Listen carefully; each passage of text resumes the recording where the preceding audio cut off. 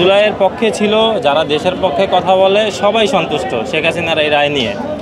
Even Sheikh হাসিনার যে আইনজীবী ছিল সে নিজেও বলছে যে রায় সুস্পষ্ট হয়েছে, উনি খুশি।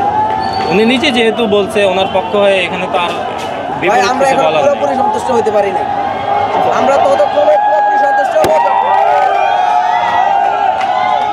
আমরা তখনই পুরোপুরি সন্তুষ্ট হব, যখন তাকে বাংলার মাটিতে আইনা তাকে ঝুলে রাখা হইব, ফাঁসি দিয়ে তাকে 3 দিন পর্যন্ত ঝুলে রাখা হইব, জনগণকে দেখাবে, তখন আমরা পুরোপুরি সন্তুষ্ট। তার আগ পর্যন্ত আমরা পুরোপুরি সন্তুষ্ট না। আজকের রায় আমরা আলহামদুলিল্লাহ, কিন্তু 100% সন্তুষ্ট আমরা হইতে পারলাম না।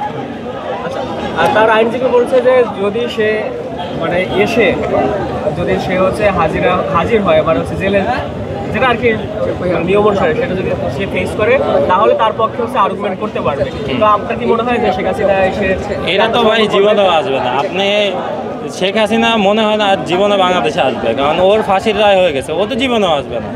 আজকে সকালে একটা পোস্ট দেখলাম, জয় নিজেও বললো যে আমার তো মার দেশে যাওয়ার দরকার নেই, আমার মাকে রাষ্ট্রীয়ভাবে ভারত রাখছে। যেটা আমি আজকে সকালে একটা পোস্টে দেখলাম, কোন পোস্টে দেখছি আমার এক্সাক্ট মনে নাই। তো শেখ হাসিনা তো ভুলেও আসবে না, কেউ কি স্বেচ্ছায় আসবে তার ফাঁসির জন্যে? আপনার কি মনে হয় যে প্রাকৃতিক যে বিচার সেটিও এর মাধ্যমে নিশ্চিত হলো? যেরকম শাখা চৌধুরী বা সালাউদ্দিন কাদের চৌধুরী থেকে একটা কথা বলে গিয়েছিলেন, এরপরে আরও একজন জামাত নেতা তারা বলেছিলেন যে ট্রাইব্যুনাল যাতে হচ্ছে এক্সিস্ট করে, তো সেই ট্রাইব্যুনালেই আবার হচ্ছে শেখ হাসিনার বিচার হলো, সেটি কি? এখন আগের যে ট্রাইব্যুনাল ছিল আর এখন বর্তমানে যে ট্রাইব্যুনাল, দুইটা টোটালি ভিন্ন।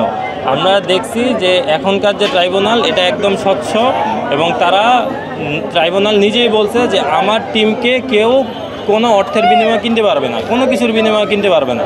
এইবার যে ট্রাইব্যুনাল এটা একদম 100% ছিল।